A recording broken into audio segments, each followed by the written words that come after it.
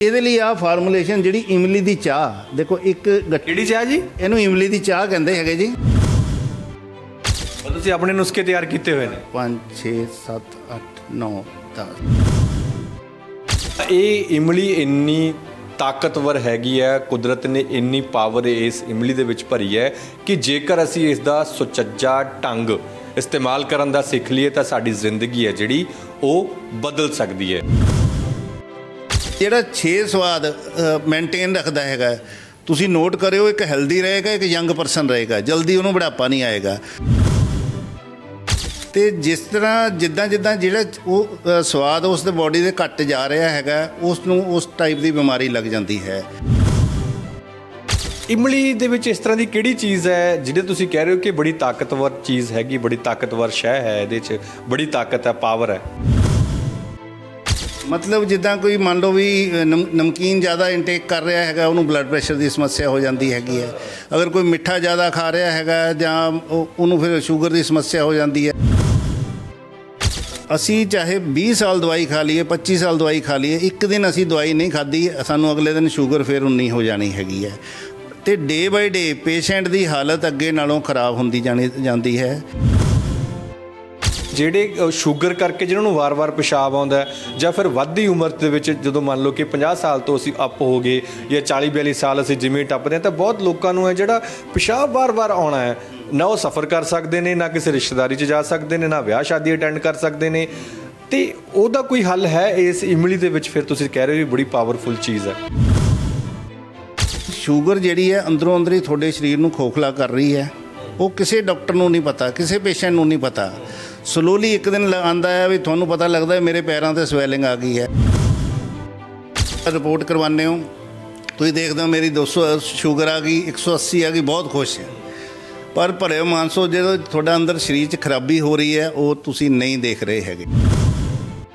ਤੁਹਾਨੂੰ ਕੁਝ ਇੱਕੋ ਦਮ ਹੀ ਸਡਨਲੀ ਐਸੀ ਸਮੱਸਿਆ ਆਉਂਦੀਆਂ ਹੈਗੀਆਂ ਕਿ ਤੁਹਾਡੀ ਰੀਨਲ ਫੇਲੀਅਰ ਹੋ ਗਿਆ, ਤੁਹਾਨੂੰ ਕੈਂਸਰ ਹੋ ਗਿਆ, ਤੁਹਾਡੇ ਡਾਇਬਟਿਕ ਫੁੱਟ ਹੋ ਗਿਆ, ਜਿਹਦੇ ਨਾਲ ਫਿਰ ਸ਼ੂਗਰ ਦੀ ਦਵਾਈ ਖਾਣ ਨਾਲ। ਆ ਇੱਕ ਇਮਲੀ ਦੀ ਗੱਟੀ ਪਾਈ ਵਿੱਚ ਤੇ ਇੱਕ ਪਾਣੀ ਦਾ ਕੱਪ ਪਾ ਲਿਆ, ਠੀਕ ਹੈ ਜੀ। ਜਦੋਂ ਇਹਦੇ ਨਾਲ ਪੇਸ਼ੈਂਟ ਠੀਕ ਨਾ ਹੁੰਦਾ, ਪੇਸ਼ੈਂਟ ਆਪਣੇ ਆਪ ਦੱਸਦੇ ਆ ਵੀ ਯਾਰ ਮੈਂ ਤਾਂ ਦਵਾਈ ਖਾਣੀ ਭੁੱਲ ਹੀ ਗਿਆ, ਕਿਉਂਕਿ ਉਹਦੀ ਜ਼ਰੂਰਤ ਹੀ ਨਹੀਂ ਉਹਨੂੰ ਪੈਂਦੀ ਹੈਗੀ, ਠੀਕ ਹੈ ਨਾ। ਆਹ ਦੇਖੋ ਮੈਂ ਤੁਹਾਨੂੰ ਚਾਹ ਦਾ ਦੱਸਾਂ ਜੀ,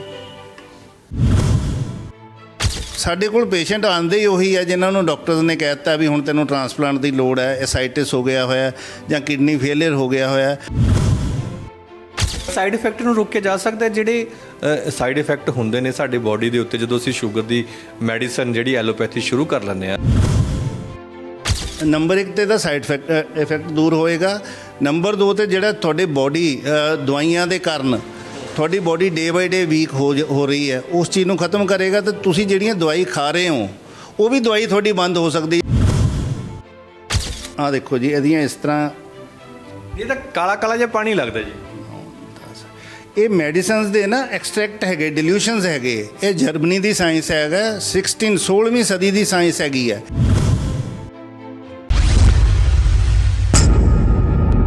ਸਲਾਮ, ਨਮਸਤੇ, ਸਤਿ ਸ਼੍ਰੀ ਅਕਾਲ। ਹਕੀਕਤ ਟੀਵੀ ਪੰਜਾਬੀ ਦੇਖ ਰਹੇ ਹੋ ਤੁਸੀਂ। ਤੁਹਾਡੇ ਨਾਲ ਮੈਂ ਹਾਂ ਕਾਸਿਫ ਫਾਰੂਕੀ। ਮੇਰੇ ਹੱਥ ਦੇ ਵਿੱਚ ਇਸ ਵੇਲੇ ਇਮਲੀ ਹੈ। ਉਹ ਇਮਲੀ ਜਿਸ ਨੂੰ ਸਾਡੇ ਘਰਾਂ ਦੇ ਵਿੱਚ ਸੌਸ ਦੇ ਤੌਰ 'ਤੇ ਜਾਂ ਬਾਜ਼ਾਰਾਂ ਦੇ ਵਿੱਚ ਅਕਸਰ ਗੋਲ ਗੱਪੇ ਖਾਣ ਦੇ ਲਈ ਜਿਹੜਾ ਪਾਣੀ ਇਸਤੇਮਾਲ ਹੁੰਦਾ ਹੈ, ਉਹਦੇ ਵਿੱਚ ਅਸੀਂ ਇਸਤੇਮਾਲ ਕਰਨਾ, ਜਾਂ ਹੋਰ ਬਹੁਤ ਛੋਟੇ-ਮੋਟੀਆਂ ਚੀਜ਼ਾਂ ਦੇ ਲਈ ਇਹਨੂੰ ਇਸਤੇਮਾਲ ਕੀਤਾ ਜਾਂਦਾ ਹੈ। ਪਰ ਇਹ ਇਮਲੀ ਇੰਨੀ ਤਾਕਤਵਰ ਹੈਗੀ ਹੈ, ਕੁਦਰਤ ਨੇ ਇੰਨੀ ਪਾਵਰ ਇਸ ਇਮਲੀ ਦੇ ਵਿੱਚ ਭਰੀ ਹੈ ਕਿ ਜੇਕਰ ਅਸੀਂ ਇਸ ਦਾ ਸੁਚੱਜਾ ਢੰਗ ਇਸਤੇਮਾਲ ਕਰਨ ਦਾ ਸਿੱਖ ਲਈਏ ਤਾਂ ਸਾਡੀ ਜ਼ਿੰਦਗੀ ਹੈ ਜਿਹੜੀ ਉਹ ਬਦਲ ਸਕਦੀ ਹੈ। ਇਹ ਗੱਲ ਮੈਂ ਨਹੀਂ ਕਹਿ ਰਿਹਾ, ਇਹ ਗੱਲ ਕਹਿ ਰਹੇ ਨੇ ਜਿਹੜੇ ਡਾਕਟਰ ਰਾਜੇਸ਼ ਠਾਕੁਰ, ਲੁਧਿਆਣਾ ਦੇ ਹੈਬੋਵਾਲ ਦੇ ਵਿੱਚ ਇਹ ਬੈਠੇ ਨੇ। ਉਹਨਾਂ ਦਾ ਕਹਿਣਾ ਹੈ ਕਿ ਇਮਲੀ ਦਾ ਇੱਕ ਜਿਹੜੀ ਇਹ ਟੁਕੜਾ ਹੈਗਾ, ਇਹ ਗੱਠੀ ਹੈਗੀ ਹੈ, ਇਹਨੂੰ ਅਗਰ ਅਸੀਂ ਪਾਣੀ ਦੇ ਵਿੱਚ ਇਸ ਢੰਗ ਨਾਲ ਇਸਤੇਮਾਲ ਕਰੀਏ, ਜਿਸ ਤਰੀਕੇ ਨਾਲ ਉਹਨਾਂ ਨੇ ਪਾਣੀ ਦਾ ਗਲਾਸ ਵੀ ਇੱਥੇ ਰੱਖਿਆ ਹੈ, ਉਹ ਦੱਸਣਗੇ ਫਾਰਮੂਲਾ ਕਿਵੇਂ ਬਣਾ ਕੇ ਅਸੀਂ ਆਪਣੀ ਜ਼ਿੰਦਗੀ ਹੈ ਜਿਹੜੀ ਬਦਲ ਸਕਦੇ ਹਾਂ। ਪੂਰੇ ਫਾਰਮੂਲੇ ਬਾਬਤ ਸਮਝਾਂਗੇ, ਕਿਹੜੇ ਰੋਗਾਂ ਦੇ ਵਿੱਚ ਇਹਦਾ ਕੰਮ ਆਏਗਾ ਔਰ ਕਿਸ ਤਰੀਕੇ ਨਾਲ ਇਮਲੀ ਦਾ ਇਸਤੇਮਾਲ ਅਸੀਂ ਕਰ ਸਕਦੇ ਹਾਂ। ਇਸ ਤੋਂ ਪਹਿਲਾਂ ਅਸੀਂ ਸਵਾਗਤ ਕਰ ਲੈਂਦੇ ਹਾਂ ਹਮੇਸ਼ਾ ਦੀ ਤਰ੍ਹਾਂ ਡਾਕਟਰ ਰਾਜੇਸ਼ ਠਾਕੁਰ ਜੀ ਦਾ। ਡਾਕਟਰ ਸਾਹਿਬ, ਬਹੁਤ-ਬਹੁਤ ਸਵਾਗਤ ਹੈ ਹਕੀਕਤ ਟੀਵੀ ਪੰਜਾਬੀ ਤੇ ਇੱਕ ਵਾਰ ਫਿਰ। ਸ਼ੁਕਰੀਆ ਜੀ ਫਰੂਕੀ ਸਾਹਿਬ, ਤੁਹਾਡਾ ਵੀ ਸਵਾਗਤ ਜੀ। ਅੱਛਾ, ਤੁਸੀਂ ਇਮਲੀ ਤੇ ਬੜਾ ਜ਼ੋਰ ਦਿੰਦੇ ਹੋ ਇੱਥੇ। ਇਮਲੀ ਦੇ ਵਿੱਚ ਇਸ ਤਰ੍ਹਾਂ ਦੀ ਕਿਹੜੀ ਚੀਜ਼ ਹੈ ਜਿਹੜੇ ਤੁਸੀਂ ਕਹਿ ਰਹੇ ਹੋ ਕਿ ਬੜੀ ਤਾਕਤਵਰ ਚੀਜ਼ ਹੈਗੀ, ਬੜੀ ਤਾਕਤਵਰ ਸ਼ੈ ਹੈ, ਇਹਦੇ 'ਚ ਬੜੀ ਤਾਕਤ ਹੈ, ਪਾਵਰ ਹੈ?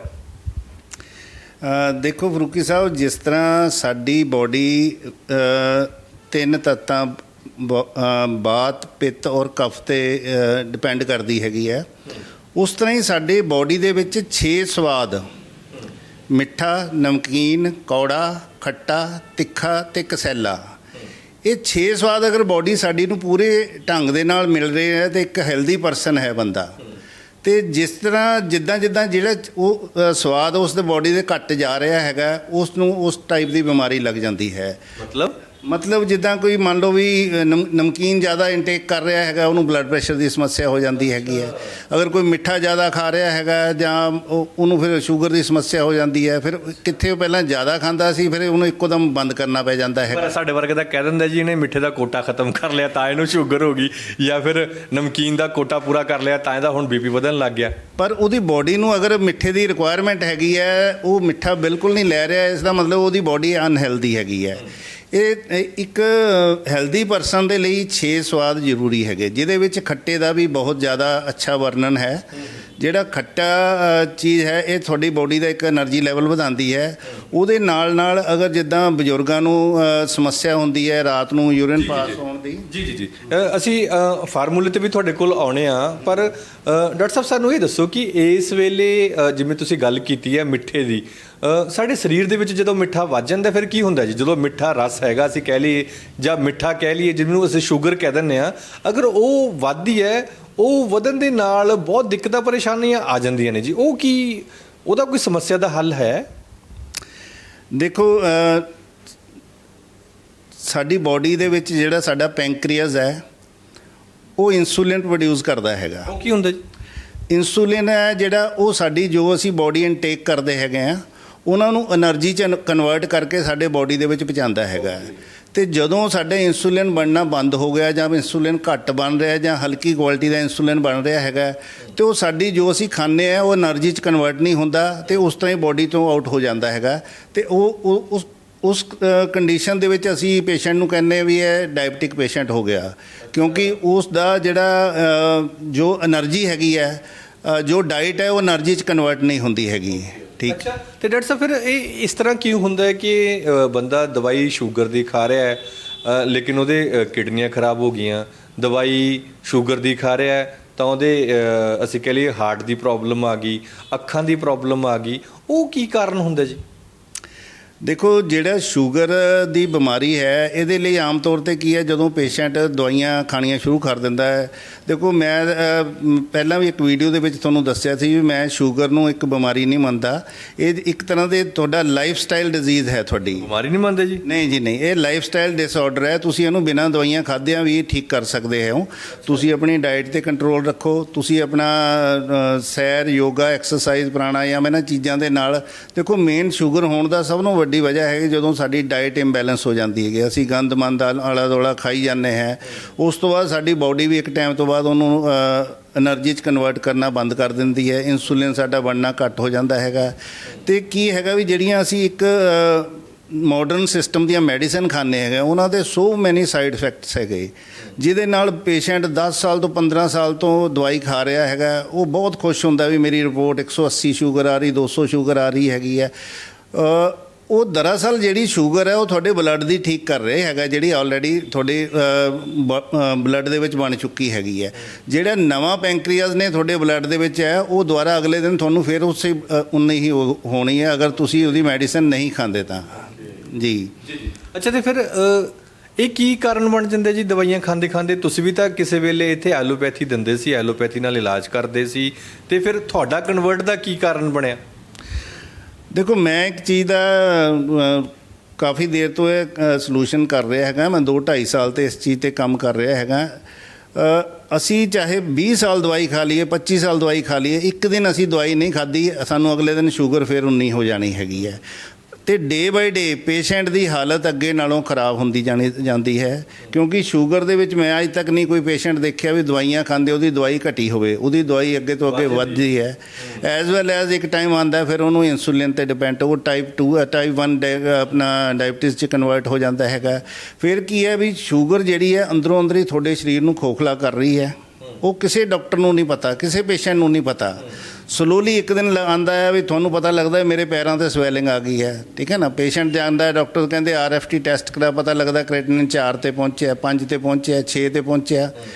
ਡਾਕਟਰ ਕਹਿੰਦੇ ਯਾਰ ਤੇਰਾ ਤਾਂ ਗੁਰਦੇ ਖਰਾਬ ਹੋ ਗਏ ਨੇ, ਹਾਂ ਹੁਣ ਤੁਸੀਂ ਡਾਇਲਿਸਿਸ ਕਰਾ ਲਓ। ਉਹ ਪੇਸ਼ੈਂਟ ਕਹਿੰਦਾ ਡਾਕਟਰ ਸਾਹਿਬ ਮੈਂ ਤਾਂ 10 ਸਾਲ ਤੋਂ ਤੁਹਾਡੇ ਤੋਂ ਦਵਾਈ ਖਾ ਰਿਹਾ ਹੈਗਾ, ਮੇਰਾ ਕਸੂਰ ਤਾਂ ਦੱਸੋ ਕੀ ਹੈਗਾ। ਇਹਦੇ ਵਿੱਚ ਇਹ ਸਿਰਫ ਉਹ ਦਵਾਈਆਂ ਦੇ ਸਾਈਡ ਇਫੈਕਟਸ ਦੇ ਕਰਕੇ ਹੀ ਐਡੀਆਂ ਵੱਡੀਆਂ ਬਿਮਾਰੀਆਂ ਆ ਰਹੀਆਂ। ਦੀਜ਼ ਡੇਜ਼ ਰੀਨਲ ਪੇਸ਼ੈਂਟ ਇੰਨੇ ਕਿ ਜ਼ਿਆਦਾ ਇਨਕਰੀਜ਼ ਹੋ ਰਹੇ ਨੇ। ਤੁਸੀਂ ਵੱਡੇ ਸੈਂਟਰਾਂ 'ਚ ਦੇਖ ਲਓ 10-10, 20-20 ਡਾਇਲਿਸਿਸ ਦੀਆਂ ਮਸ਼ੀਨਾਂ ਹੈ, ਜਿੱਥੇ ਪੇਸ਼ੈਂਟ ਨੂੰ 4 ਤੋਂ 8 ਘੰਟੇ ਤੱਕ ਵੇਟ ਕਰਨਾ ਪੈਂਦਾ, ਫਿਰ ਉਹਦਾ ਨੰਬਰ ਆਉਂਦਾ ਹੈਗਾ।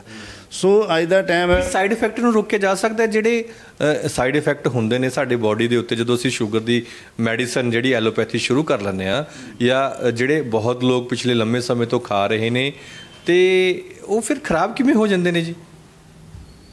ਦੇਖੋ ਇਸੇ ਚੀਜ਼ 'ਤੇ ਮੈਂ ਪਿਛਲੇ 2-2.5 ਸਾਲ ਤੋਂ ਇਹਦੇ ਉੱਤੇ ਮੈਂ ਕਾਫੀ ਸਟੱਡੀ ਕੀਤੀ। ਜਰਮਨੀ ਦੀ ਇੱਕ 16th ਸੈਂਚੁਰੀ ਦੀ ਸਾਇੰਸ ਹੈਗੀ ਹੈ, ਸਪੈਜਰਿਕ ਸਾਇੰਸ। ਅੱਛਾ ਜੀ। ਇਹਦੇ ਵਿੱਚ ਸਪੈਜਰਿਕ ਮੈਡੀਸਨ ਹੈਗੀਆਂ ਜਿਹੜੀਆਂ ਕਿ ਪਲਾਂਟ ਬੇਸਡ ਮੈਡੀਸਨ ਹੁੰਦੀਆਂ ਹੈਗੀਆਂ, ਠੀਕ ਹੈ ਨਾ।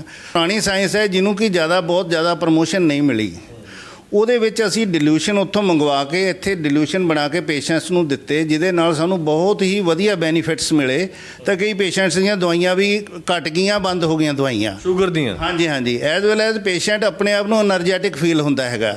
ਦੇਖੋ ਜਿਹੜਾ ਵੀ ਪੇਸ਼ੈਂਟ ਇਹ ਦਵਾਈ ਤੁਸੀਂ ਤਾਂ ਲੀਵਰ, ਜਿਨ੍ਹਾਂ ਨੂੰ ਲੀਵਰ ਦੀ ਪ੍ਰੋਬਲਮ ਸੀ, ਤੁਸੀਂ ਤਾਂ ਉਹਨਾਂ ਨੂੰ ਵੀ ਇਹੀ ਡਿਲੂਸ਼ਨ ਬਣਾ ਕੇ ਦਿੱਤਾ ਜੀ, ਉਹਦਾ ਫਿਰ ਕੀ ਕਾਰਨ ਹੈ? ਨਹੀਂ ਦੇਖੋ ਡਿਲੂਸ਼ਨ ਤਾਂ ਇਹ ਸਾਰੇ ਉਹੀ ਸਪੈਜਰਿਕ ਡਿਲੂਸ਼ਨ ਹੈ, ਪਰ ਪੇਸ਼ੈਂਟ ਟੂ ਪੇਸ਼ੈਂਟ ਥੋੜੇ ਵੇਰੀਅਸ ਹੁੰਦੇ ਹੈਗੇ ਆ। ਡਾਇਬਟੀਜ਼ ਪੇਸ਼ੈਂਟ ਲਈ ਹੋਰ ਡਿਲੂਸ਼ਨਸ ਹੈਗੇ ਆ, ਲੀਵਰ ਪੇਸ਼ੈਂਟ ਬਣਾਉਂਦੇ ਕਿਸ ਤਰੀਕੇ ਨਾਲ, ਫਾਰਮੂਲਾ ਕਿਵੇਂ ਬਣਦਾ ਜੀ? ਇਹ ਹੈ ਕੀ ਫਾਰਮੂਲਾ ਇੰਪੋਰਟ ਕਰਦੇ ਹੈਗੇ ਬਾਹਰੋਂ ਦਵਾਈਆਂ ਹੈਗੀਆਂ, ਠੀਕ ਹੈ ਨਾ। ਇਹਨਾਂ ਨੂੰ ਅਲੱਗ-ਅਲੱਗ ਤਰ੍ਹਾਂ ਦੀਆਂ, ਇਹਨਾਂ ਨੂੰ ਫਿਰ ਕੰਬੀਨੇਸ਼ਨ ਅਲੱਗ ਤੋਂ ਬਣਾ ਕੇ ਅਸੀਂ ਆ ਦੇਖੋ ਇਹ ਡ੍ਰੌਪਸ ਹੈ, ਜਸਟ 10-10 ਬੂੰਦਾਂ ਦਿਨ 'ਚ 3 ਵਾਰੀ ਲੈਣੀਆਂ ਹੈਗੀਆਂ, ਜਸਟ ਲਾਈਕ ਆ ਦੇਖੋ। ਮਤਲਬ ਸ਼ੂਗਰ ਦੇ ਸਾਈਡ ਇਫੈਕਟ ਜਿਹੜੇ ਹੋ ਰਹੇ ਨੇ ਸਰੀਰ ਦੇ ਉੱਤੇ ਦਵਾਈਆਂ ਲੈਣ ਨਾਲ, ਜਾਂ ਜਿਹੜੇ BP ਦੇ ਲੋਕ ਮਰੀਜ਼ ਬਣ ਰਹੇ ਨੇ, ਜਾਂ ਜਿਨ੍ਹਾਂ ਨੂੰ BP ਦੀ ਪ੍ਰੋਬਲਮ ਸੀ, ਨਾਲ ਉਹਨਾਂ ਦੀ ਕਿਡਨੀਆਂ ਵੀ ਖਰਾਬ ਹੋ ਗਈਆਂ, ਦਵਾਈਆਂ ਸਾਈਡ ਇਫੈਕਟ ਦੂਰ ਕਰੇਗਾ। ਨੰਬਰ 1 ਤੇ ਤਾਂ ਸਾਈਡ ਇਫੈਕਟ ਦੂਰ ਹੋਏਗਾ। ਨੰਬਰ 2 ਤੇ ਜਿਹੜਾ ਤੁਹਾਡੇ ਬੋਡੀ ਦਵਾਈਆਂ ਦੇ ਕਾਰਨ ਤੁਹਾਡੀ ਬੋਡੀ ਡੇ ਬਾਈ ਡੇ ਵੀਕ ਹੋ ਰਹੀ ਹੈ, ਉਸ ਚੀਜ਼ ਨੂੰ ਖਤਮ ਕਰੇਗਾ। ਤੇ ਤੁਸੀਂ ਜਿਹੜੀਆਂ ਦਵਾਈ ਖਾ ਰਹੇ ਹੋ ਉਹ ਵੀ ਦਵਾਈ ਤੁਹਾਡੀ ਬੰਦ ਹੋ ਸਕਦੀ ਹੈ, ਅਗਰ ਸਾਡੇ ਹਿਸਾਬ ਨਾਲ ਤੁਸੀਂ ਡਾਈਟ ਚਾਰਟ ਫੋਲੋ ਕਰਦੇ ਹੈਗੇ ਹੋ। ਕੁਝ ਤੁਹਾਨੂੰ ਐਕਸਰਸਾਈਜ਼ ਦੱਸਾਂਗੇ। ਆਹ ਦੇਖੋ ਜੀ, ਇਹਦੀਆਂ ਇਸ ਤਰ੍ਹਾਂ, ਇਹ ਤਾਂ ਕਾਲਾ ਜਿਹਾ ਪਾਣੀ ਲੱਗਦਾ ਜੀ।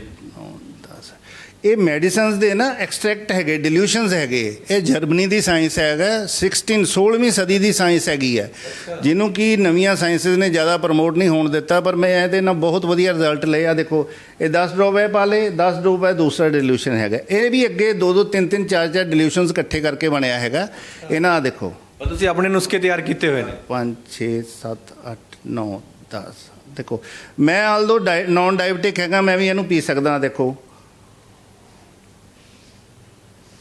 ਇਹਦਾ ਕੋਈ ਸਾਈਡ ਇਫੈਕਟ ਨਹੀਂ ਹੈ, ਸਗੋਂ ਤੁਹਾਡੀ ਜਿਹੜੀ ਅੰਦਰੋਂ ਸਿਸਟਮ ਹੈ, ਜਿਹੜੀ ਖਰਾਬੀ ਹੋ ਰਹੀ ਹੈਗੀ ਹੈ। ਦੇਖੋ ਤੁਸੀਂ ਤਾਂ ਸਿਰਫ ਸ਼ੂਗਰ ਦੀ ਦਵਾਈ ਲੈ ਰਹੇ ਹੋ, ਡਾਕਟਰ ਤੁਹਾਨੂੰ ਸਿਰਫ ਆਹ ਦੇਖੋ ਰਿਪੋਰਟ ਤੁਹਾਡੀ, ਤੁਸੀਂ 2 ਮਹੀਨੇ ਬਾਅਦ 4 ਮਹੀਨੇ ਬਾਅਦ ਰਿਪੋਰਟ ਕਰਵਾਉਂਦੇ ਹੋ। ਤੁਸੀਂ ਦੇਖਦੇ ਹੋ ਮੇਰੀ 200 ਸ਼ੂਗਰ ਆ ਗਈ, 180 ਆ ਗਈ, ਬਹੁਤ ਖੁਸ਼ ਹੈ। ਪਰ ਭਰੇ ਮਾਨਸੋ ਜਦੋਂ ਤੁਹਾਡਾ ਅੰਦਰ ਸਰੀਰ 'ਚ ਖਰਾਬੀ ਹੋ ਰਹੀ ਹੈ, ਉਹ ਤੁਸੀਂ ਨਹੀਂ ਦੇਖ ਰਹੇ ਹੈਗੇ। ਤੁਸੀਂ ਗੂਗਲ ਦੇ ਵਿੱਚ ਸਰਚ ਕਰੋ ਐਨ ਐਵਰੇਜ ਆਫ ਡਾਇਬਟਿਕ ਪੇਸ਼ੈਂਟ, ਉੱਥੇ 60 ਤੋਂ 65 ਸਾਲ ਉਮਰ ਲਿਖੀ ਹੋਈ ਹੈ। ਇੱਕ ਹੈਲਦੀ ਪਰਸਨ ਦੀ 85 ਈਅਰ ਏਜ ਹੈ, ਡਾਇਬਟਿਕ ਪੇਸ਼ੈਂਟ ਦੀ 60 ਤੋਂ 65 ਸਾਲ। ਉਸ ਇਨ ਬਿਟਵੀਨ ਹੀ ਤੁਹਾਨੂੰ ਕੁਝ ਇੱਕੋ ਦਮ ਹੀ ਸਡਨਲੀ ਐਸੀ ਸਮੱਸਿਆ ਆਉਂਦੀਆਂ ਹੈਗੀਆਂ, ਤੁਹਾਡੀ ਰੀਨਲ ਫੇਲੀਅਰ ਹੋ ਗਿਆ, ਤੁਹਾਨੂੰ ਕੈਂਸਰ ਹੋ ਗਿਆ, ਤੁਹਾਡੇ ਡਾਇਬਟਿਕ ਫੁੱਟ ਹੋ ਗਿਆ, ਜਿਹਦੇ ਨਾਲ ਫਿਰ ਸ਼ੂਗਰ ਦੀ ਦਵਾਈ ਖਾਣ ਨਾਲ ਸ਼ੂਗਰ ਦੇ ਕਾਰਨ ਜਿਹੜੀਆਂ ਸਮੱਸਿਆ ਆਉਂਦੀਆਂ ਹੈਗੀਆਂ। ਡਾਇਬਟਿਕ ਫੁੱਟ ਦੇ ਵਿੱਚ ਕੀ ਹੁੰਦਾ ਵੀ ਤੁਹਾਡੇ ਪੈਰ ਦੇ ਵਿੱਚ ਜ਼ਖਮ ਹੋ ਜਾਂਦਾ, ਫਿਰ ਉਹ ਗੈਂਗਰੀਨ ਬਣ ਜਾਂਦਾ ਹੈ। ਫਿਰ ਇੱਕ ਟਾਈਮ ਤੋਂ ਬਾਅਦ ਡਾਕਟਰ ਕਹਿੰਦੇ ਇਹਦੀ ਇੰਪੋਰਟੇਸ਼ਨ ਯਾਨੀ ਇਹਨੂੰ ਅਲੱਗ ਕਰਨਾ ਪਏਗਾ, ਠੀਕ ਹੈ ਨਾ। ਉਸ ਤੋਂ ਬਾਅਦ ਹੋਰ ਸਮੱਸਿਆ ਇੰਪੋਟੈਂਸੀ, ਔਰ ਆਪਣਾ ਆਈਜ਼ ਇੱਕੋ ਦਮ ਤੁਹਾਡੀ ਨਜ਼ਰ ਚਲੀ ਜਾਂਦੀ ਹੈਗੀ ਹੈ। ਇਹ ਸਾਰੀਆਂ ਚੀਜ਼ਾਂ ਸ਼ੂਗਰ ਦੇ ਕਰਕੇ। ਸਾਡੇ ਕੋਲ ਹੁਣ ਵੀ ਪੇਸ਼ੈਂਟ ਕਿਡਨੀ ਦੇ, ਲਿਵਰ ਦੇ ਪੇਸ਼ੈਂਟ ਆਉਂਦੇ ਆ, ਉਹਨਾਂ ਦੀ ਸ਼ੁਰੂਆਤ ਸ਼ੂਗਰ ਤੋਂ ਹੋਈ ਹੈ। ਦੇਖੋ ਕਈ ਮਤਲਬ ਉਹਨਾਂ ਨੂੰ ਉਹਨਾਂ ਨੂੰ ਸ਼ੂਗਰ ਹੋਈ, ਸ਼ੂਗਰ ਦੀ ਦਵਾਈ ਖਾਂਦੇ ਖਾਂਦੇ ਉਹਨਾਂ ਦੀ ਕਿਡਨੀ ਖਰਾਬ ਹੋ ਗਈ, ਸ਼ੂਗਰ ਦੀ ਦਵਾਈ ਖਾਂਦੇ ਖਾਂਦੇ ਉਹਨਾਂ ਦੀ ਹਾਰਟ ਦੀ ਪ੍ਰੋਬਲਮ ਆ ਗਈ, ਸ਼ੂਗਰ ਦੀ ਦਵਾਈ ਖਾਂਦੇ ਖਾਂਦੇ ਉਹਨਾਂ ਦੀ ਲੀਵਰ ਦੀ, ਫਿਰ ਤੁਸੀਂ ਇਹ ਹੱਲ ਕੱਢਿਆ ਉਹਨਾਂ ਦਾ। ਹਾਂਜੀ, ਇਹਦੇ ਨਾਲ ਦੇਖੋ ਅਸੀਂ ਕਿਸੇ ਪੇਸ਼ੈਂਟ ਦੀ ਕੋਈ ਦਵਾਈ ਨਹੀਂ ਬੰਦ ਕਰਦੇ, ਠੀਕ ਹੈ ਨਾ। ਪੇਸ਼ੈਂਟ ਜੋ ਖਾ ਰਿਹਾ ਨਾਲ ਇਹਨੂੰ ਇਨਟੇਕ ਕਰਨਾ ਸ਼ੁਰੂ ਕਰ ਦਿਓ, ਵਿਦਿਨ ਮੰਥ ਉਹ ਆਪਣੇ ਆਪ ਦੇ ਵਿੱਚ ਚੇਂਜਸ ਕਰਨੀਆਂ ਦੇਖਣੀਆਂ ਸ਼ੁਰੂ ਕਰ ਦੇਗਾ। ਉਹਦਾ ਕਿੱਦਾਂ ਦੀ ਮਤਲਬ ਉਹਦਾ એનર્ਜੀ ਲੈਵਲ ਵਧਣਾ ਸ਼ੁਰੂ ਹੋ ਜਾਏਗਾ। ਜਿੱਦਾਂ ਆਮ ਤੌਰ 'ਤੇ ਸ਼ਾਮ ਨੂੰ ਸ਼ੂਗਰ ਦਾ ਪੇਸ਼ੈਂਟ ਥੱਕ ਜਾਂਦਾ, ਉਹਦੀਆਂ ਲੱਤਾਂ ਟੁੱਟਣੀਆਂ ਸ਼ੁਰੂ ਹੋ ਜਾਂਦੀਆਂ। ਜੇਕਰ ਸ਼ਾਮ ਦੀ ਗੱਲ ਨਾ ਕਰੀਏ ਤਾਂ ਕਹਿੰਦੇ ਜੇ ਅਸੀਂ ਸੌ ਕੇ ਉੱਠਦੇ ਤਾਂ ਵੀ ਸਾਨੂੰ ਪਤਾ ਨਹੀਂ ਲੱਗਦਾ ਵੀ ਅਸੀਂ ਸੌ ਕੇ ਉੱਠੇ ਆ ਨਹੀਂ ਉੱਠੇ, ਸਾਰਾ ਦਿਨ ਥਕਾਵਟ ਰਹਿੰਦੀ ਹੈ। ਇਹ ਸਾਰੇ ਇਹਦੇ ਆਪਣਾ ਸ਼ੂਗਰ ਦੇ ਕਰਕੇ ਡਰਾਬੈਕਸ ਹੈਗੇ, ਮੈਡੀਸਨ ਦੇ ਸਾਈਡ ਇਫੈਕਟਸ ਹੈਗੇ, ਕਿਉਂਕਿ ਸਾਡੇ ਕੋਲ ਬਹੁਤ ਜ਼ਿਆਦਾ ਆਪਸ਼ਨਸ ਹੈ ਹੀ ਨਹੀਂ, ਕੀ ਕਰੀਏ ਅਸੀਂ। ਅੱਛਾ, ਫਿਰ ਕੀ ਹੈ, ਪੇਸ਼ੈਂਟ ਦਵਾਈ ਵੀ ਖਾ ਰਿਹਾ, ਪ੍ਰੋਪਰਲੀ ਦਵਾਈ ਖਾ ਰਿਹਾ ਹੈਗਾ, ਠੀਕ ਹੈ ਨਾ। ਉਹਨੂੰ ਉਸ ਤੋਂ ਬਾਅਦ ਸਡਨਲੀ ਪਤਾ ਲੱਗਦਾ ਹੈ 8-10 ਸਾਲ ਬਾਅਦ ਵੀ ਯਾਰ ਇਹ ਕੀ ਹੋ ਗਿਆ, ਮੇਰੇ ਤਾਂ ਗੁਰਦੇ ਫੇਲ ਹੋ ਗਏ, ਮੈਨੂੰ ਲਿਵਰ ਸਰੋਸਿਸ ਹੋ ਗਿਆ, ਮੈਨੂੰ ਲਿਵਰ ਦੀ ਪ੍ਰੋਬਲਮ, ਮੈਨੂੰ ਕੈਂਸਰ ਹੋ ਗਿਆ। ਦੇਖੋ ਜਿੰਨੇ ਵੀ ਹੈ ਵੱਡੀਆਂ ਬਿਮਾਰੀਆਂ ਦੇ ਪੇਸ਼ੈਂਟ ਹੈਗੇ, ਉਹਨਾਂ ਦਾ ਬੇਸ ਦੇਖੋ, ਜਾਂ ਤਾਂ ਉਹ ਡਾਇਬਟਿਕ ਹੋਣਗੇ ਜਾਂ ਉਹਨਾਂ ਨੂੰ ਹਾਈਪਰਟੈਂਸ਼ਨ ਹੋਏਗੀ। ਇਹ ਦੋ ਸਮੱਸਿਆ ਹੀ ਅੱਗੇ ਬਿਮਾਰੀਆਂ ਦੀ ਜੜ ਹੈਗੀ ਹੈ। ਤੇ ਅਸੀਂ ਕਿਉਂ ਨਾ ਉਸ 'ਤੇ ਕੰਮ ਕਰੀਏ ਵੀ ਅਗਰ ਸਾਨੂੰ ਸ਼ੂਗਰ ਦਾ ਕੋਈ ਮਤਲਬ ਨਹੀਂ। ਦੇਖੋ ਸ਼ੂਗਰ ਨੇ ਕੁਝ ਨਹੀਂ ਕਹਿਣਾ ਤੁਹਾਨੂੰ, ਸ਼ੂਗਰ ਨੇ ਅੰਦਰੋਂ ਤੁਹਾਡੇ ਸਿਸਟਮ ਦੇ ਵਿੱਚ ਇੰਨੀਆਂ ਬਿਮਾਰੀਆਂ ਪ੍ਰੋਡਿਊਸ ਕਰ ਦੇਣੀਆਂ ਵੀ ਉਹਦਾ ਨਾਲ ਤੁਹਾਨੂੰ ਕੱਲ੍ਹ ਨੂੰ ਪਰੇਸ਼ਾਨੀ ਆਏਗੀ। ਸੋ ਆਹ ਦਵਾਈ ਅਗਰ ਪੇਸ਼ੈਂਟ ਨਾਲ ਖਾਂਦਾ ਹੈ, ਪਹਿਲੇ ਇੱਕ ਤਾਂ ਉਹਦੇ ਕੋਈ ਕਿਸੇ ਵੀ ਉਹਨੂੰ ਵੱਡੀ ਬਿਮਾਰੀ ਹੋਣ ਦੀ ਉਹਨੂੰ ਮਤਲਬ ਕਿ ਸਮੱਸਿਆ ਨਹੀਂ ਹੋਏਗੀ। ਨੰਬਰ 2 ਤੇ ਅਗਰ ਉਹ ਟਾਈਪ 2 ਪੇਸ਼ੈਂਟ ਹੈਗਾ ਤਾਂ ਉਹ ਟਾਈਪ 1 'ਚ ਨਹੀਂ ਕਨਵਰਟ ਹੋਏਗਾ, ਉਹਦੇ ਟਾਈਪ 2 ਸਗੋਂ ਟਾਈਪ 1 ਕੀ ਜੀ? ਟਾਈਪ 1 ਦੇ ਵਿੱਚ ਤੁਹਾਡਾ ਪੈਂਕਰੀਅਸ ਟੋਟਲੀ ਇੰਸੂਲਿਨ ਬਣਾਉਣੀ ਬੰਦ ਕਰ ਦਿੰਦਾ ਹੈ। ਉਦੋਂ ਫਿਰ ਤੁਹਾਨੂੰ ਇੰਸੂਲਿਨ ਦਾ ਇੰਜੈਕਸ਼ਨ ਲੈਣਾ ਪੈਂਦਾ ਹੈ। ਉਹ ਵੀ ਜਿੰਨੀ ਵਾਰੀ ਤੁਸੀਂ ਖਾਣਾ ਹੈਗਾ ਉਸ ਤੋਂ ਪਹਿਲਾਂ ਇੰਸੂਲਿਨ ਦਾ ਇੰਜੈਕਸ਼ਨ ਲਾ ਕੇ, ਇੱਕ ਬੜੀ ਪੇਨਫੁਲ ਲਾਈਫ ਹੁੰਦੀ ਹੈਗੀ ਹੈ।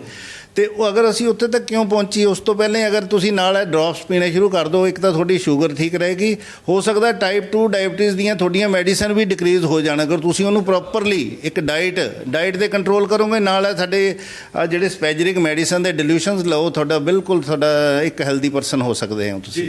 ਅੱਛਾ ਚਲੋ, ਇਹ ਤਾਂ ਤੁਹਾਡਾ ਰਿਹਾ ਵੀ ਜਿਹੜੇ ਸ਼ੂਗਰ ਦੇ ਸਾਈਡ ਇਫੈਕਟ ਰੋਕਣ ਤੋਂ ਤੁਹਾਡਾ ਜਿਹੜੇ ਫਾਰਮੂਲੇ ਹੈਗੇ ਨੇ। ਤੇ ਫਿਰ ਇੱਕ ਹੋਰ ਬੜੀ ਪ੍ਰੋਬਲਮ ਆਉਂਦੀ ਹੈ, ਜਿਹੜਾ ਪ੍ਰੋਬਲਮ ਤੁਸੀਂ ਸਾਨੂੰ ਸੌਟ ਆਊਟ ਕਰਕੇ ਦੱਸਣੀ ਹੈ ਕਿ ਹੋ ਸਕਦੀ ਹੈ। ਤੁਸੀਂ ਕਹਿ ਰਹੇ ਹੋ ਕਿ ਜਿਹੜੇ ਸ਼ੂਗਰ ਕਰਕੇ ਜਿਹਨਾਂ ਨੂੰ ਵਾਰ-ਵਾਰ ਪਿਸ਼ਾਬ ਆਉਂਦਾ ਜਾਂ ਫਿਰ ਵੱਧਦੀ ਉਮਰ ਦੇ ਵਿੱਚ ਜਦੋਂ ਮੰਨ ਲਓ ਕਿ 50 ਸਾਲ ਤੋਂ ਅਸੀਂ ਅਪ ਹੋ ਗਏ ਜਾਂ 40-42 ਸਾਲ ਅਸੀਂ ਜਿਵੇਂ ਟੱਪਦੇ ਹਾਂ, ਤਾਂ ਬਹੁਤ ਲੋਕਾਂ ਨੂੰ ਹੈ ਜਿਹੜਾ ਪਿਸ਼ਾਬ ਵਾਰ-ਵਾਰ ਆਉਣਾ ਹੈ, ਨਾ ਉਹ ਸਫ਼ਰ ਕਰ ਸਕਦੇ ਨੇ, ਨਾ ਕਿਸੇ ਰਿਸ਼ਤੇਦਾਰੀ 'ਚ ਜਾ ਸਕਦੇ ਨੇ, ਨਾ ਵਿਆਹ ਸ਼ਾਦੀ ਅਟੈਂਡ ਕਰ ਸਕਦੇ ਨੇ। ਤੇ ਉਹਦਾ ਕੋਈ ਹੱਲ ਹੈ ਇਸ ਇਮਲੀ ਦੇ ਵਿੱਚ? ਫਿਰ ਤੁਸੀਂ ਕਹਿ ਰਹੇ ਹੋ ਬੜੀ ਪਾਵਰਫੁਲ ਚੀਜ਼ ਹੈ। ਹਾਂਜੀ ਬਿਲਕੁਲ ਹੈ ਜੀ। ਉਹਦੇ ਵਿੱਚ ਅਸੀਂ ਸਾਡੀਆਂ ਜਿਹੜੀਆਂ ਦਵਾਈਆਂ ਇਹਦੇ ਵਿੱਚ ਵੀ ਉਹਦਾ ਸੋਲੂਸ਼ਨ ਹੈਗਾ। ਉਸ ਤੋਂ ਇਲਾਵਾ ਅਗਰ ਕੋਈ ਦਵਾਈ ਨਹੀਂ ਕਰਦਾ ਤਾਂ ਇਹ ਦੇਖੋ ਇਮਲੀ ਜਿਹੜੀ ਹੈਗੀ ਹੈ, ਮੈਂ ਤੁਹਾਨੂੰ ਇੱਕ ਮਿੰਟ ਇੱਧਰ ਕਰੋ। ਜਿਸ ਪੇਸ਼ੈਂਟ ਦਾ ਮੰਨ ਲਓ ਵੀ ਆਪਣਾ ਇਹਦਾ ਕਾਰਨ ਕੀ ਹੁੰਦਾ, ਆਮ ਤੌਰ 'ਤੇ ਸਾਡੇ ਯੂਰਿਨਰੀ ਬਲੈਡਰ ਦਾ ਕਪੈਸਿਟੀ 500 ml ਦੀ ਹੈ, ਅੱਧਾ ਲੀਟਰ। ਹਾਂਜੀ, ਅੱਧਾ ਲੀਟਰ ਦੀ ਕਪੈਸਿਟੀ ਹੈਗੀ ਹੈ। ਉਹਦੇ ਵਿੱਚ ਜਦੋਂ ਕਿ ਉਹ 3/4 ਹੁੰਦਾ ਹੈਗਾ ਤਾਂ ਉਦੋਂ ਸਾਨੂੰ ਯੂਰਿਨ ਦੀ ਅਰਜ ਹੁੰਦੀ ਹੈ, ਸਾਨੂੰ ਪਿਸ਼ਾਬ ਦੀ ਡਿਜ਼ਾਇਰ ਹੁੰਦੀ ਹੈਗੀ ਹੈ, ਠੀਕ ਹੈ। ਯਾਨੀ ਕਿ 300-350 ml ਜਦੋਂ ਸਾਡੇ ਯੂਰਿਨ ਇਕੱਠਾ ਹੋ ਜਾਂਦਾ ਫਿਰ ਤੁਹਾਨੂੰ ਪਿਸ਼ਾਬ ਦੀ ਡਿਜ਼ਾਇਰ ਹੁੰਦੀ ਹੈਗੀ ਹੈ। ਪਰ ਕੁਝ ਕੇਸਾਂ ਦੇ ਵਿੱਚ ਜਿੱਦਾਂ ਕਿ ਹੋ ਗਿਆ ਸ਼ੂਗਰ ਦੇ ਕਰਕੇ ਜਾਂ 올ਡ ਏਜ ਦੇ ਕਰਕੇ, ਜਿਹੜਾ ਤੁਹਾਡਾ ਯੂਰਿਨਰੀ ਬਲੈਡਰ ਹੈ ਉਹ ਸ਼ਰਿੰਕ ਹੋ ਕੇ ਉਹਦੀ ਕਪੈਸਿਟੀ 200 ml 180 170 ml ਰਹਿ ਜਾਂਦੀ ਹੈਗੀ ਹੈ। ਕੀ ਹੈ, ਸਾਡਾ ਯੂਰਿਨ ਤਾਂ ਉਨਾ ਹੀ ਬਣ ਰਿਹਾ ਹੈਗਾ, ਪਰ ਜਦੋਂ ਉਹਨੇ 3/4 ਤੇ ਪਹੁੰਚਣਾ ਯਾਨੀ ਕਿ 100 ml ਹੋਣਾ, ਤੁਹਾਨੂੰ ਫਿਰ ਯੂਰਿਨ ਆ ਜਾਣਾ। ਤੁਸੀਂ ਕਰਕੇ ਉਹ 100 ml ਹੋ ਜਾਣਾ। ਉਹ ਕਹਿਣ ਦਾ ਮਤਲਬ ਵੀ ਜਿਹਦਾ ਆਮ ਤੌਰ 'ਤੇ ਇੱਕ ਵਾਰੀ ਰਾਤ ਨੂੰ ਯੂਰਿਨ ਕਰੋ ਤਾਂ ਸਵੇਰੇ ਨੇ ਉਹ 100 ml ਜਿੱਦਾਂ ਯੂਰਿਨ ਬਣੀ ਜਾਣਾ, ਉੱਦਾਂ ਬਾਰ-ਬਾਰ ਤੁਹਾਨੂੰ ਜਾਣਾ ਪੈਂਦਾ ਹੈਗਾ। ਤੇ ਇਹਦੇ ਲਈ ਆਹ ਫਾਰਮੂਲੇਸ਼ਨ ਜਿਹੜੀ ਇਮਲੀ ਦੀ ਚਾਹ, ਦੇਖੋ ਇੱਕ ਕਿਹੜੀ ਚਾਹ ਜੀ? ਇਹਨੂੰ ਇਮਲੀ ਦੀ ਚਾਹ ਕਹਿੰਦੇ ਹੈਗੇ ਜੀ। ਇਮਲੀ ਦੀ ਵੀ ਚਾਹ ਹੁੰਦੀ ਹੈ ਜੀ? ਚਾਹ ਤਾਂ ਚਾਹ ਪੱਤੀ ਨਾਲ ਬਣਦੀ ਹੈ ਜੀ। ਨਹੀਂ ਜੀ ਨਹੀਂ, ਇਹਦੇ ਵਿੱਚ ਓਨਲੀ ਦੇਖੋ ਇੱਕ ਕੱਪ ਪਾਣੀ ਦਾ, ਠੀਕ ਹੈ। ਮੈਂ ਤੁਹਾਨੂੰ ਹੁਣ ਇੰਨਾ ਕੁ ਕੱਪ ਜੀ? ਹਾਂਜੀ, ਆਹ ਦੇਖੋ ਇਹਨੂੰ ਅਸੀਂ ਇਹਦੇ ਵਿੱਚ ਪਾ ਲਿਆ, ਆਹ ਇੱਕ ਇਮਲੀ ਦੀ ਗੱਟੀ ਪਾਈ ਵਿੱਚ ਤੇ ਇੱਕ ਪਾਣੀ ਦਾ ਕੱਪ ਪਾ ਲਿਆ, ਠੀਕ ਹੈ ਜੀ। ਔਰ ਇਹਨੂੰ ਅਸੀਂ ਔਨ ਕਰਤਾ ਜੀ, ਠੀਕ ਹੈ। ਇਹ ਬੋਇਲ ਹੋਣ ਦਿਓ। ਇਹਦੇ ਵਿੱਚ ਅਸੀਂ ਕੁਛ ਨਾ ਤਾਂ ਕੋਈ ਇਹਦੇ ਵਿੱਚ ਅਸੀਂ ਮਿੱਠਾ ਐਡ ਕਰਨਾ, ਨਾ ਕੋਈ ਨਮਕੀਨ, ਸ਼ਾਇਦ ਕੁਛ ਨਹੀਂ ਐਡ ਕਰਨਾ। ਬਸ ਐਜ਼ ਇਟ ਇਜ਼ ਇਹਨੂੰ ਨਿਕਾਲ ਕੇ ਇਹਨੂੰ ਛਾਣ ਕੇ ਅਸੀਂ ਪੀ ਲਓ। 2 ਟਾਈਮ ਪੀਊਗਾ ਉਹਦੇ ਨਾਲ ਕੀ ਹੈ, ਤੁਹਾਡਾ ਜਿਹੜਾ ਯੂਰਿਨਰੀ ਬਲੈਡਰ ਹੈ ਉਹ ਡਾਇਲੇਟ ਹੋ ਕੇ ਆਪਣੀ ਪੁਰਾਣੀ ਪੋਜੀਸ਼ਨ ਦੇ ਵਿੱਚ ਆ ਜਾਏਗਾ। ਮਤਲਬ ਇਮਲੀ 'ਚ ਇੰਨੀ ਤਾਕਤ ਹੈ। ਹਾਂਜੀ ਹਾਂਜੀ ਹਾਂਜੀ, ਜਦੋਂ ਉਹਦੀ ਕਪੈਸਿਟੀ ਵੱਧ ਜਾਏਗੀ ਤਾਂ ਆਟੋਮੈਟਿਕਲੀ ਤੁਹਾਨੂੰ ਫਿਰ ਯੂਰੀਨ ਵੀ ਬਾਰ-ਬਾਰ ਨਹੀਂ ਜਾਣ ਦੀ ਲੋੜ ਪਏਗੀ। ਜਿਸ ਤਰ੍ਹਾਂ ਪਹਿਲਾਂ ਹੁੰਦਾ ਇੱਕ ਦੋ ਵਾਰੀ ਜਾਣ ਦੀ, ਇੱਕ ਅੱਧੀ ਵਾਰੀ ਉਸ ਤਰ੍ਹਾਂ। ਰਾਤ ਨੂੰ ਕਈ ਵਾਰ ਹੁੰਦੇ ਨੇ ਕਿ ਸਾਡੇ ਬਜ਼ੁਰਗ ਨੇ ਜਾਂ ਜਿਹੜੇ ਸ਼ੂਗਰ ਦੇ ਪੇਸ਼ੈਂਟ ਨੇ, ਉਹਨਾਂ ਨੂੰ 10-10 ਵਾਰ ਜਾਣਾ, ਹਰ ਘੰਟੇ ਬਾਅਦ ਜਾਣਾ ਪੈਂਦਾ, ਉਹ ਸਮੱਸਿਆ ਦਾ ਹੱਲ ਹੋਊਗਾ ਜੀ ਇਹਦੇ ਨਾਲ? ਉਹਦਾ ਬਿਲਕੁਲ ਇਹਦੇ ਨਾਲ ਹੱਲ ਹੈਗਾ। 1 ਮਹੀਨੇ ਦੇ ਵਿੱਚ ਰਿਜ਼ਲਟ ਮਿਲਦੇ ਹੈਗੇ ਆ। ਸਭ ਤੋਂ ਪਹਿਲਾਂ ਤਾਂ ਉਹਨਾਂ ਦੇ ਬਾਰ-ਬਾਰ ਜਾਣ ਦੀ ਉਹ ਘਟੇਗੀ, ਕਿਉਂਕਿ ਜਿਉਂ-ਜਿਉਂ ਤੁਹਾਡਾ ਯੂਰਿਨਰੀ ਬਲੈਡਰ ਡਾਇਲੇਟ ਹੋਏਗਾ, ਆਪਣੇ ਪੁਰਾਣੇ ਉਹਦੀ ਕਪੈਸਿਟੀ ਵਧੇਗੀ। ਜਦੋਂ ਉਹਦੀ 500 ml ਕਪੈਸਿਟੀ ਹੋਗੀ, ਉਹੀ ਤੁਹਾਨੂੰ 1 ਜਾਂ 2 ਵਾਰੀ ਯੂਰਿਨ ਜਾਣ ਦੀ ਲੋੜ, 1 ਵਾਰੀ ਵੀ ਸਫੀਸ਼ੀਐਂਟ ਹੈਗਾ। ਰਾਤ ਦੇ ਟਾਈਮ, ਦਿਨ ਦੇ ਟਾਈਮ ਵੀ ਜਿਹੜੀ ਤੁਹਾਡੀ ਯੂਰਿਨ ਦੀ ਬਹੁਤ ਜ਼ਿਆਦਾ ਡਿਜ਼ਾਇਰ ਹੁੰਦੀ ਹੈਗੀ ਆ ਬਾਰ-ਬਾਰ, ਖਾਸ ਕਰ ਡਾਇਬਟਿਕ ਪੇਸ਼ੈਂਟ ਨੂੰ, ਉਹਨਾਂ ਤੋਂ ਯੂਰਿਨ ਕੰਟਰੋਲ ਨਹੀਂ ਹੁੰਦਾ। ਬਾਕੀ ਤਾਂ ਸਾਡੀਆਂ ਮੈਡੀਸਨ ਦੇ ਵਿੱਚ ਵੀ, ਇਹਦੇ ਵਿੱਚ ਵੀ ਮੈਡੀਸਨ ਪਾਈਆਂ ਹੋਈਆਂ ਜਿਹੜੀਆਂ ਤੁਹਾਡੀਆਂ ਯੂਰਿਨ ਦੀਆਂ ਜ਼ਿਆਦਾ ਮੇਰਾ ਵੀ ਸਵਾਲ ਇਹੀ ਸੀ। ਬਹੁਤ ਸਾਰੇ ਲੋਕਾਂ ਨੇ ਡਾਕਟਰ ਸਾਹਿਬ ਜਿਹੜਾ ਇਹ ਫਾਰਮੂਲਾ, ਇਮਲੀ ਵਾਲਾ ਫਾਰਮੂਲਾ ਤੁਹਾਡਾ ਅਪਣਾਇਆ ਹੋਣਾ ਹੈ, ਤੇ ਉਹਨਾਂ ਨੂੰ ਫਿਰ ਜੀ ਫਰਕ ਨਾ ਪੈਣ ਦਾ ਕੀ ਕਾਰਨ ਹੋਏਗਾ? ਜਿਨ੍ਹਾਂ ਨੇ ਇਹ ਅਪਣਾ ਲਿਆ ਉਹਨਾਂ ਨੂੰ ਫਰਕ ਨਹੀਂ ਪਿਆ, ਉਹਦਾ ਕੀ ਕਾਰਨ ਹੁੰਦਾ ਜੀ? ਉਹ ਦੇਖੋ ਅੰਦਰੋਂ ਫਿਰ ਕਈ ਵਾਰੀ ਨਾ ਉਹਨਾਂ ਨੂੰ ਫਿਰ ਨਾਲ ਦਵਾਈ ਦੀ ਵੀ ਜ਼ਰੂਰਤ ਹੈਗੀ ਹੈ। ਹਾਂਜੀ ਹਾਂਜੀ, ਵੈਸੇ ਤਾਂ 70 ਤੋਂ 80% ਪੇਸ਼ੈਂਟ ਨੂੰ ਇਹਦੇ ਨਾਲ ਫਾਇਦਾ ਮਿਲਦਾ ਹੈਗਾ, ਪਰ ਇਹਨੇ ਦੇਖੋ ਇਹਨੇ ਸਿਰਫ ਤੁਹਾਡੀ ਯੂਰਿਨ ਦੀ ਜਿਹੜੀ ਡਿਜ਼ਾਇਰ ਹੈ ਉਹਨੂੰ ਠੀਕ ਕੰਟਰੋਲ ਕਰਨਾ ਹੈ, ਯੂਰਿਨਰੀ ਬਲੈਡਰ ਨੂੰ ਡਾਇਲੇਟ ਕਰਕੇ ਆਪਣੇ ਪੁਰਾਣੇ ਸਾਈਜ਼ 'ਤੇ ਲਿਆਉਣਾ ਹੈ। ਸ਼ੂਗਰ ਦੇ ਲਈ ਨਾਲ ਤੁਹਾਨੂੰ ਦਵਾਈ ਐਡ ਕਰਨੀ ਪਏਗੀ, ਸ਼ੂਗਰ ਔਰ ਸ਼ੂਗਰ ਨਾਲ ਰਿਲੇਟਡ ਡਿਜ਼ੀਜ਼ ਨੂੰ ਕੰਟਰੋਲ ਕਰਨ ਦੇ ਲਈ। ਸ਼ੂਗਰ ਨੂੰ ਕਿੰਨੇ ਟਾਈਮ 'ਚ ਇੱਕ ਐਵਰੇਜ ਦੇ ਵਿੱਚ ਜਿਹੜਾ ਤੁਹਾਡਾ ਨੁਸਖਾ ਹੈਗਾ, ਤੁਸੀਂ ਕਹਿ ਰਹੇ ਹੋ ਕਿ ਅਗਰ ਨੁਸਖੇ ਦੇ ਨਾਲ ਜਿਹੜੀਆਂ ਅਸੀਂ ਸ਼ੂਗਰ ਦੀ ਦਵਾਈ ਖਾਂਦੇ ਆ ਤਾਂ ਉਹਦੇ ਨਾਲ ਜਿਹੜੀਆਂ ਸਮੱਸਿਆਵਾਂ ਆਉਂਦੀਆਂ ਨੇ ਉਹਨਾਂ ਨੂੰ ਤਾਂ ਰੋਕਦਾ, ਸ਼ੂਗਰ ਨੂੰ ਵੀ ਕੰਟਰੋਲ ਕਰ ਸਕਦਾ ਜੀ ਤੁਹਾਡਾ ਨੁਸਖਾ ਹੈ ਜਿਹੜਾ? ਹਾਂਜੀ ਹਾਂਜੀ, ਤੁਸੀਂ ਸਾਡੇ ਹਿਸਾਬ ਦੇ ਨਾਲ ਇਹ ਦਵਾਈ ਔਰ ਜੋ ਇੱਕ ਪਰਹੇਜ਼ ਅਸੀਂ ਦੱਸਦੇ ਹੈਗੇ ਆ, ਇੱਕ ਡਾਈਟ ਚਾਰਟ ਦਿੰਦੇ ਆ। ਦੇਖੋ ਸ਼ੂਗਰ ਨੂੰ ਤਾਂ ਮੈਂ ਬਿਮਾਰੀ ਮੰਨਦਾ ਹੀ ਨਹੀਂ ਹੈਗਾ, ਤੁਸੀਂ ਡਾਈਟ ਚਾਰਟ ਫੋਲੋ ਕਰਦੇ ਹੋ ਤੁਹਾਡੀ ਸ਼ੂਗਰ ਠੀਕ ਆਣਗੀ ਹੈ। ਸ਼ੂਗਰ ਉਦੋਂ ਹੀ ਖਰਾਬ ਹੁੰਦੀ। ਇਹ ਤਾਂ ਨਹੀਂ ਹੋਊਗਾ ਡਾਕਟਰ ਸਾਹਿਬ, ਮਾਫ ਕਰਨਾ ਮੈਂ ਵਿੱਚੋਂ ਰੋਕ ਰਿਹਾ, ਕਿ ਉਹ ਸ਼ੂਗਰ ਦੀਆਂ ਦਵਾਈਆਂ ਤੋਂ ਅਸੀਂ ਹਟ ਜੇ ਤੇ ਤੁਹਾਡੇ ਲਈ ਦਵਾਈਆਂ ਵੱਲ ਲੱਗ ਜੇ? ਨਹੀਂ, ਸਾਡੀ ਦਵਾਈ, ਮੈਂ ਕਿਸੇ ਪੇਸ਼ੈਂਟ ਦੀ ਦਵਾਈ ਨਹੀਂ ਬੰਦ ਕਰਦਾ। ਜਦੋਂ ਇਹਦੇ ਨਾਲ ਪੇਸ਼ੈਂਟ ਠੀਕ ਨਾ ਤਾਂ ਪੇਸ਼ੈਂਟ ਆਪਣੇ ਆਪ ਦੱਸਦੇ ਆ ਵੀ ਯਾਰ ਮੈਂ ਤਾਂ ਦਵਾਈ ਖਾਣੀ ਭੁੱਲ ਹੀ ਗਿਆ, ਕਿਉਂਕਿ ਉਹਦੀ ਜ਼ਰੂਰਤ ਹੀ ਨਹੀਂ ਉਹਨੂੰ ਪੈਂਦੀ ਹੈਗੀ। ਠੀਕ ਹੈ ਨਾ? ਆਹ ਦੇਖੋ ਮੈਂ ਤੁਹਾਨੂੰ ਚਾਹ ਦਾ ਦੱਸਾਂ ਜੀ,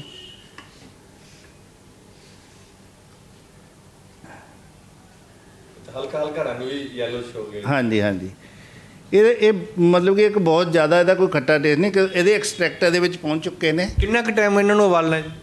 ਯਾਨੀ ਕਿ ਦੇਖੋ 5 ਮਿੰਟ ਉਬਾਲ ਲਓ। 5 ਮਿੰਟ? ਹਾਂਜੀ ਹਾਂਜੀ, ਉਹਦੇ ਨਾਲ ਜਿੰਨਾ ਅੱਛੀ ਤਰ੍ਹਾਂ ਉਬਲਿਆ, ਦੇਖੋ ਇਹਦੇ ਵਿੱਚ ਇਹਦੇ ਐਕਸਟ੍ਰੈਕਟ ਵੀ ਉਹ ਹੋ ਗਿਆ, ਇਹਦੇ ਵਿੱਚ ਆ ਗਏ ਨੇ। ਇਹ ਪੀਣ ਲਈ ਵੀ ਅੱਛਾ ਟੇਸਟ ਹੈ, ਕੋਈ ਖੱਟਾ ਨਹੀਂ ਹੁੰਦਾ ਹੈਗਾ। ਆਹ ਦੇਖੋ, ਸਿਪ ਕਰਕੇ ਪੀਣਾ ਜੀ ਫਿਰ ਕਿਵੇਂ?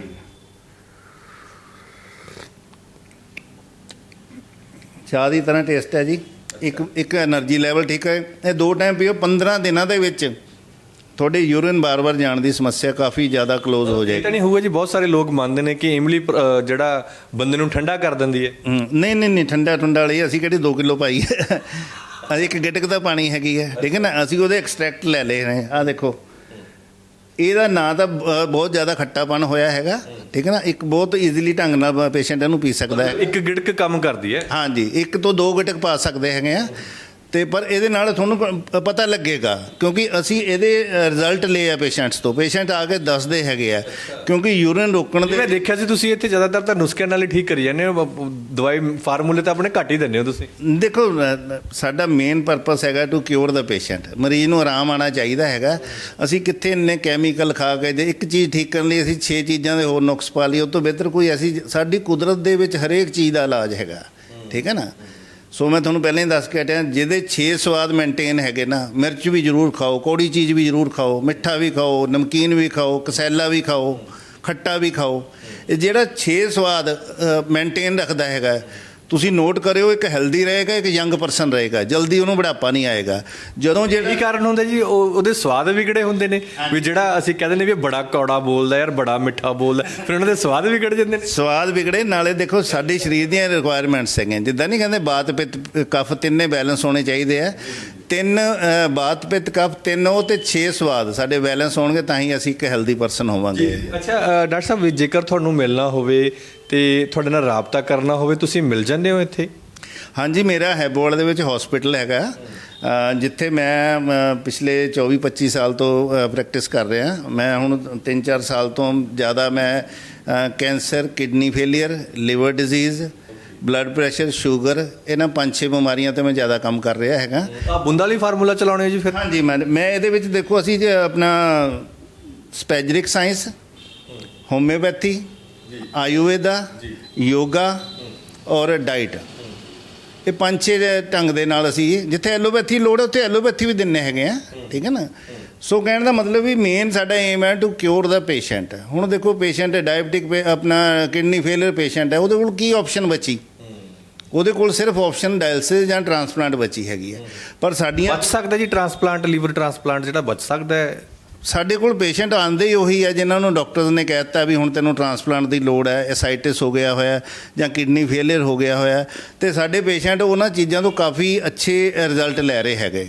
ਇਹ ਉਹਨਾਂ ਲੋਕਾਂ ਲਈ ਹੈ ਜਿਨ੍ਹਾਂ ਕੋਲ ਵਿਚਾਰਿਆਂ ਕੋਲ ਟਰਾਂਸਪਲਾਂਟ ਦੇ ਪੈਸੇ ਵੀ ਹੈ ਨਹੀਂ, ਠੀਕ ਹੈ ਨਾ, ਤੇ ਉਹ ਦਵਾਈ ਵੀ ਨਹੀਂ ਹੈ। ਸਾਡੀ ਕੋਈ ਬਹੁਤ ਜ਼ਿਆਦਾ ਕੋਸਟਲੀ ਦਵਾਈਆਂ ਨਹੀਂ ਹੈਗੀਆਂ, ਪਰ ਪੇਸ਼ੈਂਟ ਨੂੰ ਰਿਲੀਫ ਮਿਲਦਾ ਪਹਿਲੇ ਮਹੀਨੇ ਦੇ ਵਿੱਚ ਹੀ, ਪੇਸ਼ੈਂਟ ਨੂੰ ਫਰਕ ਪੈਂਦਾ ਹੈ। ਜੀ ਬਹੁਤ ਬਹੁਤ ਸ਼ੁਕਰੀਆ ਜੀ ਡਾਕਟਰ ਸਾਹਿਬ ਸਾਰੀ ਗੱਲਬਾਤ ਦੇ ਲਈ।